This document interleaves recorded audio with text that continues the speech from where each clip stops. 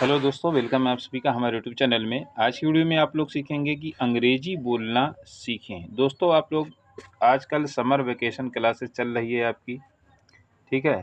वैसे भी जो बच्चे पढ़ रहे हैं उनकी समर वेकेशन क्लास है। जो बच्चे पढ़ चुके हैं ऑलरेडी और वो चाहते हैं कि हमें इंग्लिश बोलना आने लगे, तो आज की वीडियो आप अच्छे से देखेंगे, ध्यान से देखेंगे तो आप जुड़े हुए हैं ओएस सर इंग्लिश टीचर, और आप जो है पूरी जानकारी लेकर इस वीडियो से ज़रूर जाएंगे।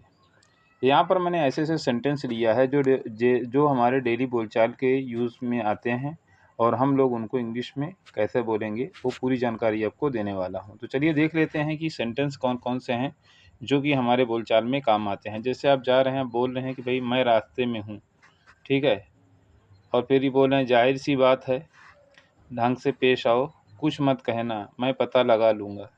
ये सारे सेंटेंस है। ये पहली स्क्रीन है आपकी, और भी दूसरा पैसेज आपको बचा हुआ है, वहाँ पर भी मैं आपको बताऊंगा। पहले इसको क्लियर करता हूँ। और ऐसे बच्चे जो बच्चे इंग्लिश बराबर पढ़ नहीं पाते या हार्ड वर्ड है तो उसको भी नहीं पढ़ पाते, तो वो भी मैं क्लियर करूँगा, ठीक है।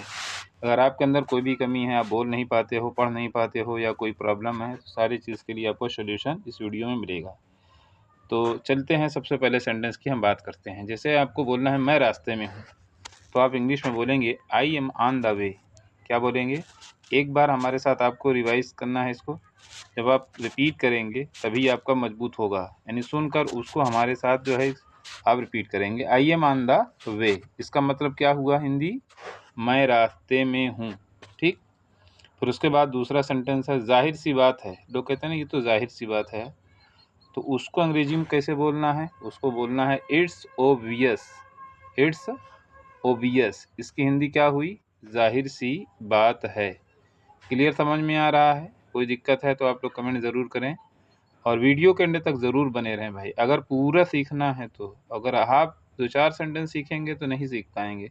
पूरी पूरी वीडियो को अच्छे से देखिए, देखने के बाद रिपीट करिए, उसके बाद डिस्कस करिए, क्योंकि इंग्लिश स्पीकिंग जो है वो प्रैक्टिस डिमांड्स करती है आपकी। और इंग्लिश में एक कहावत भी है, practice makes a man perfect. ये हो सकता है आपको पता भी हो, और नहीं पता है तो इसकी जानकारी आपको। प्रैक्टिस जो होती है वो आपको मजबूत बनाती है। आप चाहे जिस चीज़ की प्रैक्टिस करें, चाहे पढ़ाई की प्रैक्टिस करें, इंग्लिश स्पीकिंग की प्रैक्टिस करें, कोई क्रिकेट गेम की आप प्रैक्टिस फील्ड पे करते हैं, तो जिसकी प्रैक्टिस जितनी अच्छी होगी उतना अच्छा ही वो खिलाड़ी होगा, चाहे वो क्रिकेट का खिलाड़ी हो या फिर किसी भी चीज़ का जानकार हो। बिना प्रैक्टिस के अगर कोई सोचे कि हम बस 2-4 बार खेल के या 2-4 बार याद पढ़ के हम इंग्लिश स्पीकर बन जाएँ, तो इट्स इम्पॉसिबल दोस्तों, ठीक है।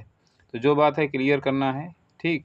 अब उसके बाद तीसरा सेंटेंस जैसे हमको ये बोलना है कि ढंग से पेश आओ। कोई कहता है ना कि भाई ढंग से पेश आओ, तो उसको अंग्रेजी में कैसे बोलना है? Behave properly. क्या बोलेंगे एक बार बोलिए? बिहेव प्रॉपरली, ठीक है। बिहेव मैंने व्यवहार करना भी होता है, ढंग से पेश आना। कुछ मत कहना, आप कह रहे हैं ना कि कुछ मत कहना, डोंट से एनीथिंग। इसकी हिंदी क्या हुई? Don't say anything. बहुत ही बढ़िया बढ़िया सेंटेंस मैंने चूज़ किया है आज की वीडियो में। आपको खुद लग रहा होगा नहीं सर ये सेंटेंस पढ़ता है रोज़ काम में बोलने में, और मैं बोल नहीं पाता या बोल नहीं पाती। तो सेंटेंस को समझिए और अंग्रेजी उसकी समझिए, बस आपको इतना ध्यान देना है। जैसे कोई कहता है ना मैं पता लगा लूँगा, क्या कहता है? मैं पता लगा लूँगा, तो उसकी अंग्रेजी होगी I will find it. I will find it, ठीक है। अब किस चीज़ का पता लगाना है ये क्लियर तो नहीं है भाई, किसी भी चीज़ का पता लगा लूँगा, ठीक है। जैसे कहते हैं ना मैं बता लूँगा, कोई जानकारी है या कुछ भी है, अब तो जानते हैं कि मैं पता लगा लूँगा। कहाँ पर बोला जाता है ये आपको पता होगा, मैं नहीं बताऊँगा, ठीक है।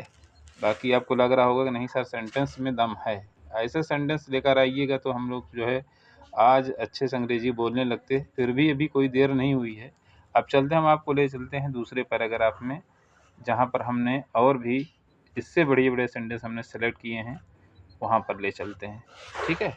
आइए देखते हैं कौन सा सेंटेंस है वो सेंटेंस ये है, जैसे वो घर पर नहीं है। जैसे कोई आता है पूछता है भैया घर पर हैं हो, तो आप कहते हो ना वो घर पे नहीं है, तो उसको अंग्रेजी में कैसे बोलना है? He is not at home. क्या बोलना है? He is not at home.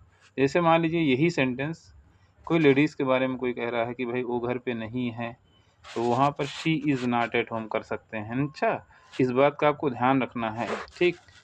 जैसा कि मैं आपको इंडिकेट कर रहा हूँ, इस बात को ध्यान रखिएगा कि कौन घर पे नहीं हो, मेल है या फीमेल, इसकी जानकारी तो आपको खुद होगी, जो आदमी पूछने आएगा तो खुद पता चल जाएगा आपको।